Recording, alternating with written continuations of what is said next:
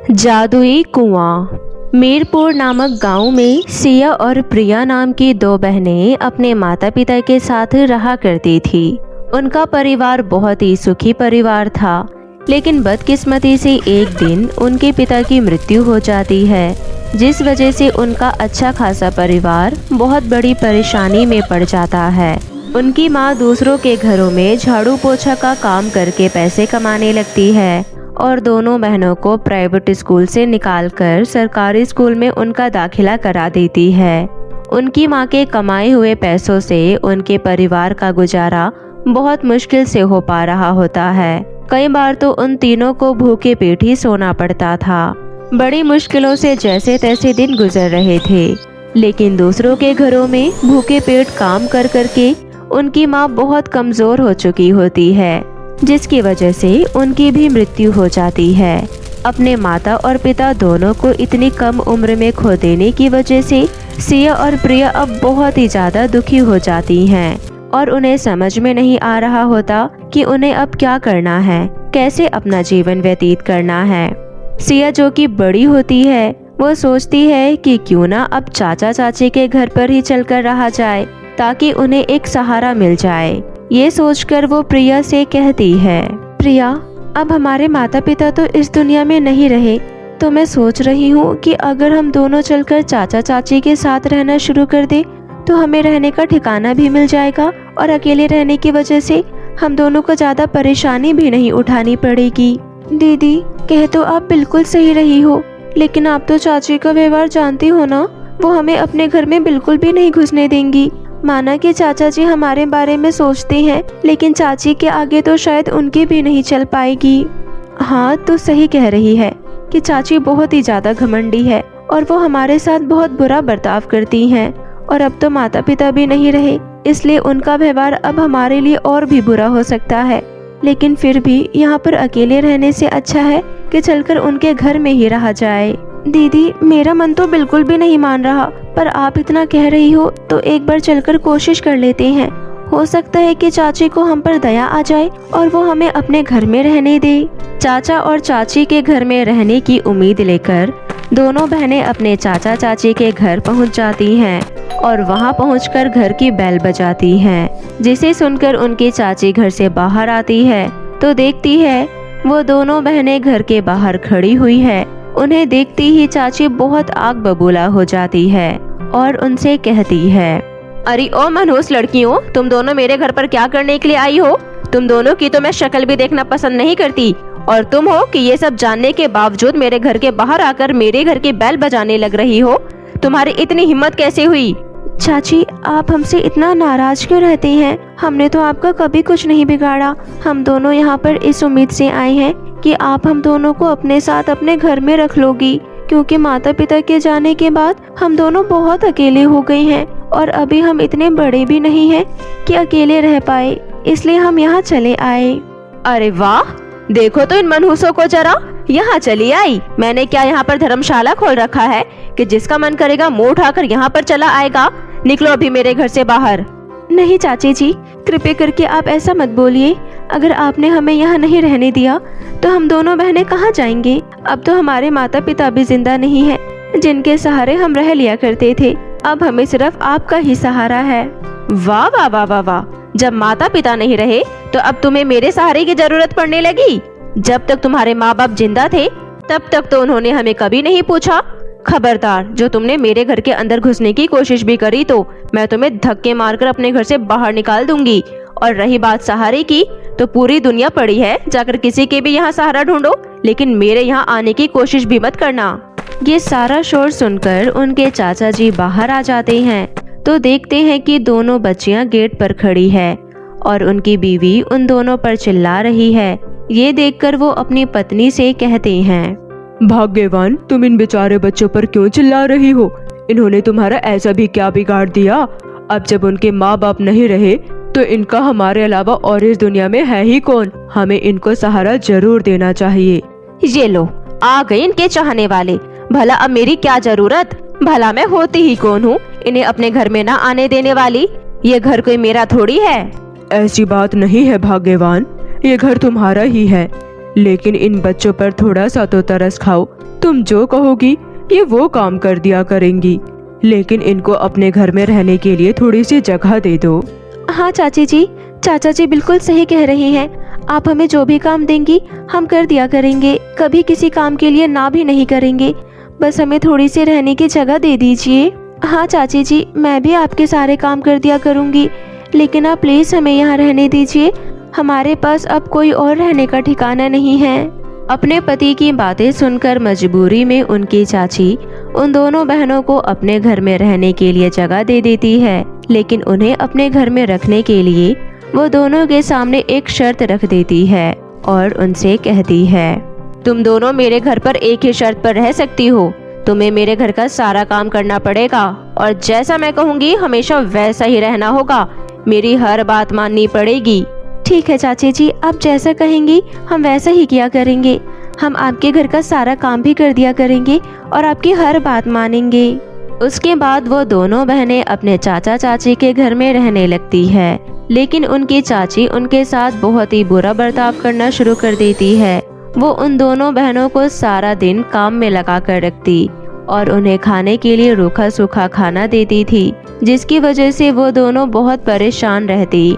लेकिन मजबूरी में उन दोनों को वही रूखा सूखा खाना खाना पड़ता और सारा दिन काम करते रहना होता था। दीदी, चाची हमारे साथ बहुत ही ज्यादा बुरा बर्ताव कर रही हैं। वो सारा दिन हमसे काम करवाती है, फिर भी हमें ऐसा रूखा सूखा सड़ा हुआ खाना खाने के लिए देती हैं। उनके अपने बच्चे तो इतना अच्छा अच्छा खाना खाते हैं और स्कूल पढ़ने भी जाते हैं। उन्हें देखकर मेरा भी स्कूल जाने का मन करता है। आप इस बारे में चाची जी से बात करिए ना। नहीं प्रिया, ऐसा नहीं बोलते। चाची जी हमें जैसा भी खाना दे रही हैं, हमें चुपचाप से वही खाना खा लेना चाहिए, क्योंकि हमारे पास कोई और रास्ता नहीं है। अगर हमने इस बारे में किसी से कुछ कहा तो हो सकता है कि वो हमें अपने घर से निकालकर बाहर कर दे। और रही बात स्कूल जाने की, तो इस बारे में मैं चाचा जी से बात करके देखती हूँ। हो सकता है कि वो तुम्हें स्कूल भेजने के लिए मान जाए। अपनी बहन की बात सुनकर सिया को बुरा तो लगता है, लेकिन वो कुछ कर भी नहीं सकती थी। लेकिन उसके स्कूल जाने की बात सिया के मन में बैठ जाती है, इसलिए वो अपने चाचा जी से इस बारे में बात करने पहुंच जाती है। चाचा जी, प्रिया का दाखिला आप किसी सरकारी स्कूल में करवा दीजिए, वो स्कूल में पढ़ना चाहती है। जैसे ही सिया अपने चाचा जी से इस बारे में बात करना शुरू करती है, तभी उसकी चाची पीछे से आकर उसकी सारी बात सुन लेती है और डांटते हुए सिया से कहती है, अरे वाह, इन महारानियों को अब स्कूल जाना है। अगर तुम जैसी मनहूस लड़कियां भी स्कूल जाएंगी तो मेरे घर का काम कौन करेगा? चाची जी, घर का सारा काम मैं कर दिया करूंगी और प्रिया के बदले का काम भी मैं ही कर दिया करूंगी। आपको कुछ भी नहीं करना पड़ेगा, बस आप उसे किसी सरकारी स्कूल में दाखिला दिला दीजिए। उसकी पढ़ने की बहुत ही ज्यादा इच्छा है। खबरदार, जो दोबारा ऐसी बकवास करी तो, और अगर आज के बाद मैंने कभी भी तुम्हारे मुंह से स्कूल जाने की बात सुनी तो मुझसे बुरा कोई नहीं होगा। चाची के मुंह से ये सारी खरी खोटी बातें सुनकर सिया का दिल टूट जाता है और वो फूट फूट कर रोने लगती है। उसे देखकर उसकी छोटी बहन प्रिया आती है और उसे कहती है, दीदी आप रोना बंद कर दीजिए, मुझे नहीं जाना स्कूल। अगर चाची मुझे स्कूल नहीं जाने देना चाहती तो कोई बात नहीं, लेकिन मेरी वजह से आपको डांट खाने या मार खाने की कोई जरूरत नहीं है। अगर मैं स्कूल नहीं जाऊंगी तो उसे कोई फर्क नहीं पड़ेगा। उसके बाद से दोनों बहनें स्कूल जाने की बात को भूलकर चुपचाप अपने कामों में लगी रहती है और किसी से कुछ नहीं कहती। लेकिन फिर भी उनकी चाची का बर्ताव दिन पर दिन उनके लिए खराब ही होता जाता है और एक दिन तो उनकी चाची हद ही कर देती है। जब उनके चाचा काम पर चले जाते हैं तो वो सिर्फ एक गिलास टूटने की वजह से दोनों बहनों की जमकर पिटाई करती है और उन्हें घर से बाहर निकाल देती है। दोनों बहनें रोते रोते घर से चली जाती है। चलते चलते दोनों कब घने जंगल में पहुंच जाती है उन्हें पता ही नहीं चलता। वहां पहुंचकर जब प्रिया को बहुत तेज प्यास लगती है तो वो अपनी बहन से कहती है, दीदी मुझे बहुत तेज प्यास लगी है, हमें कहीं से पानी का इंतजाम करना होगा। प्रिया, थोड़ा सा आगे चलते हैं, हो सकता है कि आगे हमें कोई कुआं या तालाब दिख जाए। थोड़ा आगे चलकर दोनों को एक कुआं दिखाई देता है, लेकिन वो कुआं बहुत ज्यादा गहरा होता है और उसके आसपास कोई बर्तन भी नहीं होता जिसकी मदद से वो पानी को निकाल पाती। ये देखकर दोनों बहनें बहुत उदास हो जाती है, क्योंकि प्यास के मारे अब दोनों का बहुत बुरा हाल हो चुका होता है। कुएं में से पानी नहीं निकाल पाने के कारण दोनों बहनें उस कुएं की मुंडेर पर बैठकर रोने लगती है। तभी उस कुएं में से एक सुंदर परी बाहर आती है और उनसे कहती है, क्या हुआ बेटी, तुम दोनों बहनें क्यों रो रही हो? परी, हम दोनों बहनों को बहुत तेज प्यास लगी है, लेकिन हम चाहकर भी इस कुएं में से पानी नहीं निकाल पा रहे हैं। आप कृपया करके हमारी कुछ मदद कर दीजिए। बेटी, ये एक जादुई कुआं है, इसमें से पानी निकालने में मैं तुम्हारी मदद तो कर सकती हूँ, लेकिन इसमें एक शर्त है कि पानी केवल एक ही इंसान पी सकता है। तो तुम दोनों सोच लो कि तुम में से कौन पहले पानी पीना चाहता है। रानी परी, मेरी छोटी बहन को मुझसे बहुत ज्यादा प्यास लगी है, तो आप सिर्फ इसी को पानी दे दीजिए, मैं अपने लिए कहीं और से पानी का इंतजाम कर लूंगी। नहीं परी रानी, आप मेरी दीदी के लिए पानी दे दीजिए, मैं नहीं पीऊंगी तो कोई बात नहीं। उन दोनों बहनों का आपस में इतना प्रेम देखकर परी खुश हो जाती है और उनसे कहती है, बेटी, तुम दोनों बहनें बहुत ही नेक और सच्ची हो और एक दूसरे से बहुत प्रेम करती हो, इसलिए मैं तुम्हारा ये आपसे प्यार देखकर बहुत खुश हूँ। मैं तुम दोनों के लिए इस कुएं से पानी भी निकाल दूंगी और तुम दोनों को ये जादुई छड़ी भी दूंगी, ताकि तुम दोनों अपनी सारी परेशानियों को दूर कर सको। इतना कहकर जादुई परी उन दोनों को उस जादुई कुएं में से पानी भी पिला देती है और उन्हें वो जादुई छड़ी भी दे देती है। जादुई छड़ी पाकर दोनों बहन बहुत खुश हो जाती हैं और अपने लिए जादुई छड़ी से एक सुंदर से घर की व्यवस्था कर लेती हैं और कुछ पैसों का भी इंतजाम कर लेती हैं। और उसके बाद वो दोनों खुशी खुशी अपने खुद के घर में रहने लगते हैं और दोनों ही अच्छे प्राइवेट स्कूल में पढ़ने लगते हैं और अपना जीवन खुशी खुशी व्यतीत करने लगते हैं। एक बार की बात है, एक राज्य में राजा सूर्यसेन के घर दो जुड़वा राजकुमारियों का जन्म हुआ। बड़ी राजकुमारी का नाम राजा ने रूपेंजल रखा और छोटी का सिंड्रेला। जिस दिन उसका नामकरण था, उस दिन महल में एक परी आई और उसने दोनों प्यारी राजकुमारी को एक वरदान दिया। मेरा आशीर्वाद है कि आप दुनिया की सबसे खूबसूरत राजकुमारी बने और मैं आपको ये वरदान दे रही हूँ कि जब भी आप रोएंगी, आपके आंसू हीरे बन जाएंगे। इतना बोलकर परी वहाँ से चली जाती है। दोनों राजकुमारियों को राजा और रानी ने बहुत ही लाड प्यार से पाला था।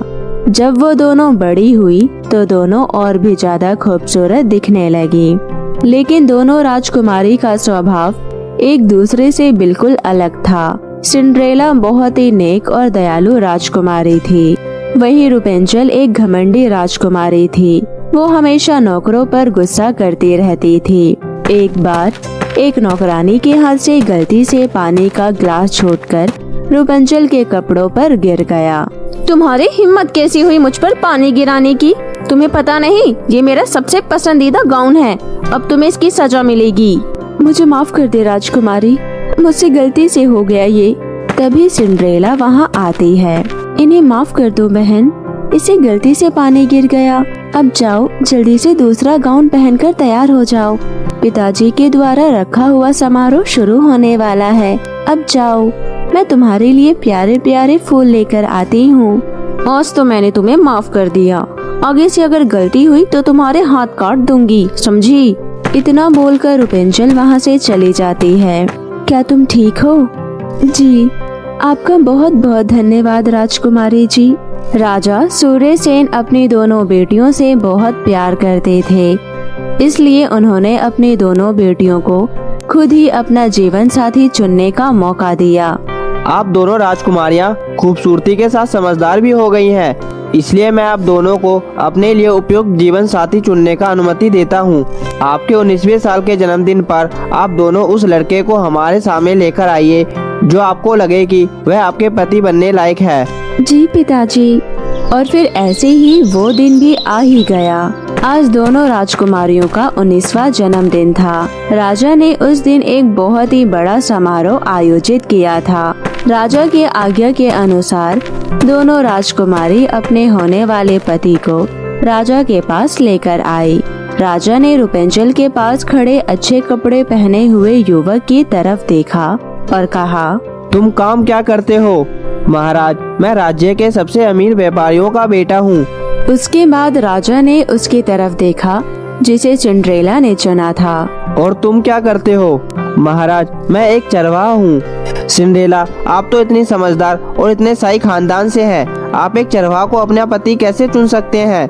आने वाला समय में आपका जीवन बहुत ही कठिन रहेगा। महाराज, हालांकि मैं एक चरवाहा हूँ, लेकिन मैं सिंड्रेला से बहुत प्यार करता हूँ और मैं अपने जीवन की कसम खाकर कहता हूँ कि मैं राजकुमारी को हमेशा खुश रखूंगा। कृपया मुझ पर विश्वास करें और मुझे मेरी सिंड्रेला दे दे। पिताजी, मैं गरीबी से नहीं डरती। हम एक दूसरे से सच्चा प्यार करते हैं।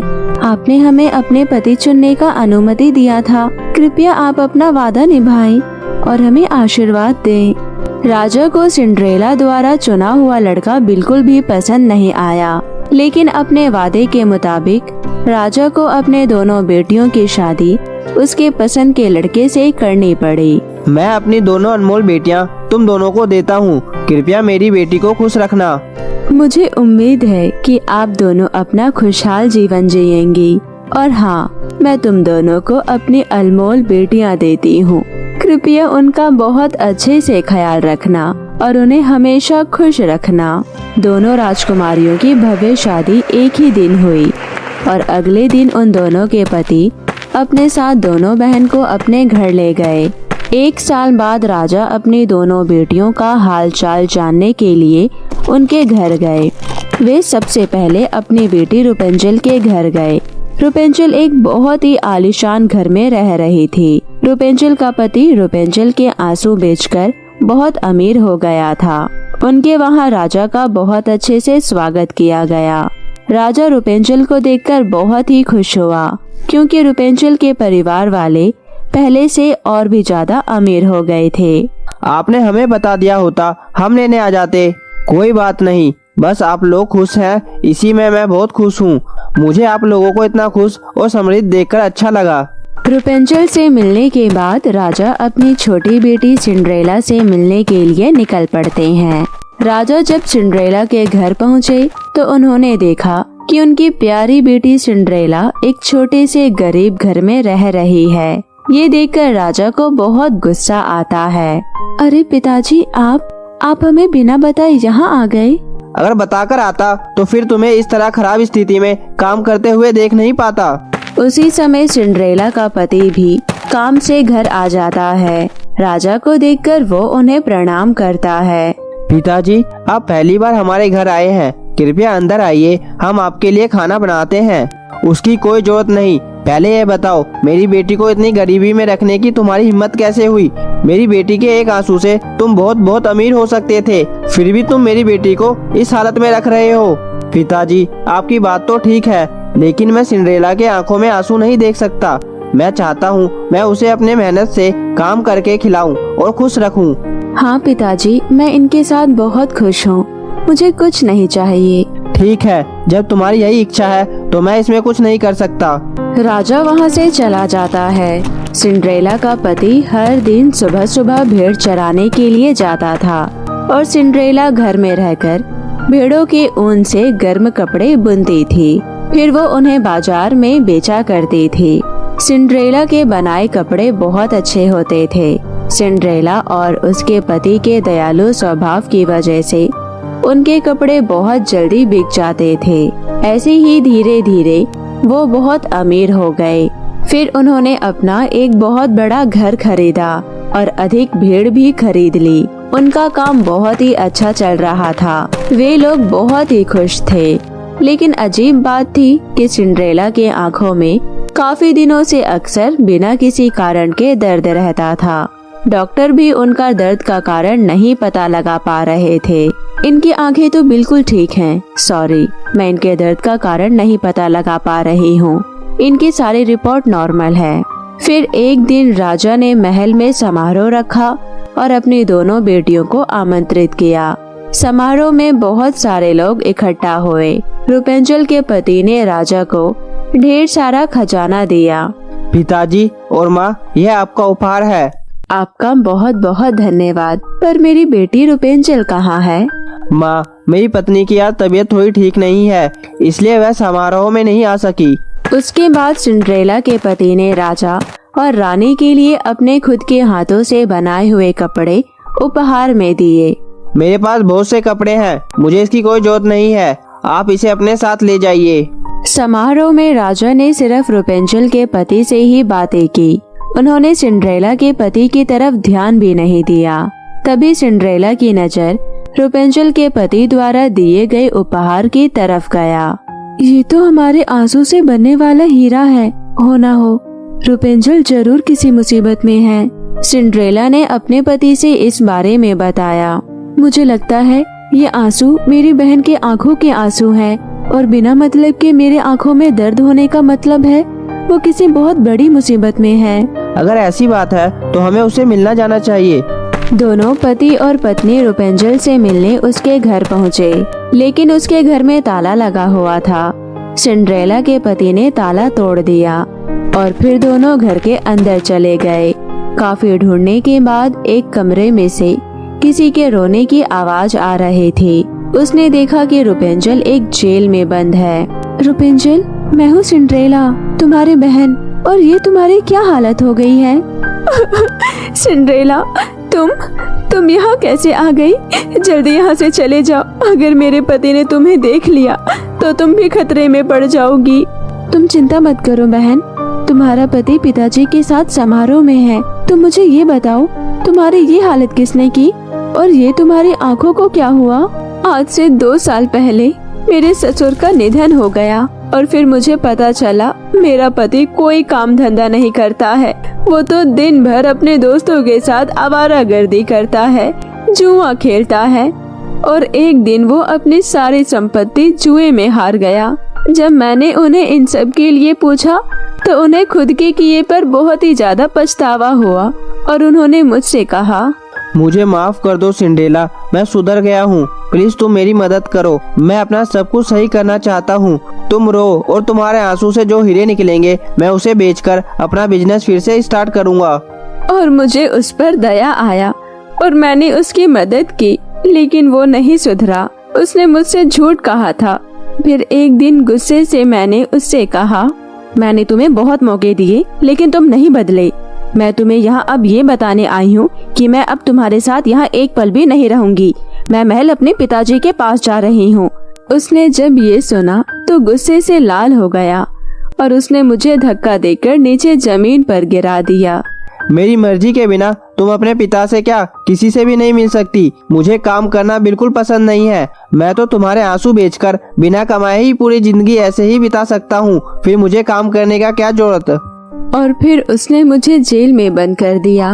अगर मैं उसको हीरा ना दूं तो वो मुझे खाना भी नहीं देता है। मुझे अब ठीक से दिखाई भी नहीं देता क्योंकि मैं काफी सालों से रो ही रही हूँ। तुम घबराओ मत रुपेंजल, अब मैं आ गई हूँ। उस दुष्ट को उसके की सजा जरूर मिलेगी। तुम चलो मेरे साथ। और फिर सिंड्रेला और उसका पति दोनों मिलकर रुपेंजल को अपने साथ समारोह में ले आते हैं। जब वो लोग सभा में पहुँचे उस वक्त भी रुपेंजल का पति इन सब चीजों से अनजान राजा के साथ मीठी मीठी बातें करने में मस्त था। उसने जैसे ही रुपेंजल को देखा तो वो डर गया। सिंड्रेला ने अपने पिता से रुपेंजल के साथ जो हुआ सारी बातें बताई। ये सुनकर राजा गुस्से से आग बबूला हो गया। तुम्हारी हिम्मत कैसे हुई मेरी बेटी के साथ ऐसा करने की? पहरेदारों, फांसी के दिन तक इसे जेल में डाल दो। पहरेदार उसे वहाँ से ले जाते हैं। हर कोई रुपेंजल की ये हालत को देखकर दुखी था क्योंकि वो अब सही से देख नहीं पा रही थी। मेरी प्यारी बहन, काश मैं तुम्हें देखने में मदद कर पाती। तभी वहाँ वही परी आती है जिसने बचपन में उन्हें वरदान दिया था। मुझे सब कुछ पता चल गया है कि रुपेंजल के साथ क्या हुआ और मैं ये भी जानती हूँ कि अब आप लोग क्या चाहते हैं। एक उपाय है जिससे रुपेंजल की आंखों की रोशनी फिर से वापस आ सकती है। क्या वो कौन सा उपाय है? कृपया मुझे बताइए। सिंड्रेला, अगर तुम अपने आंसू से हीरे बनने वाला वरदान का त्याग कर दोगी तो रुपेंजल फिर से देखने लगेगी। मुझे मंजूर है, मैं बस अब ये चाहती हूँ कि रुपेंजल की आंखों की रोशनी वापस आ जाए। परी ने एक जादू किया और रुपेंजल की आंखों की रोशनी वापस आ गई। सभी बहुत ही खुश हुए। मुझे माफ कर दो मेरी प्यारी बेटियां। मुझे नहीं पता था कि सबसे बड़ी संपत्ति मेहनत और सच्चा प्यार होता है। अगर धन हो प्यार ना हो तो सब व्यर्थ है। फिर सभी खुशी खुशी रहने लगे। तो मेरे प्यारे दोस्तों, कैसी लगी आपको मेरी ये कहानी? मुझे कमेंट करके जरूर बताएं और इसे अपने दोस्तों के साथ भी शेयर करें। और हाँ दोस्तों, अगर आपने अब तक मेरे चैनल को सब्सक्राइब नहीं किया है तो जल्दी से नीचे लाल बटन दबाकर अभी कर ले। तो मिलती हूँ आपसे फिर किसी नई कहानी के साथ। तब तक के लिए आप अपना ध्यान रखें। धन्यवाद।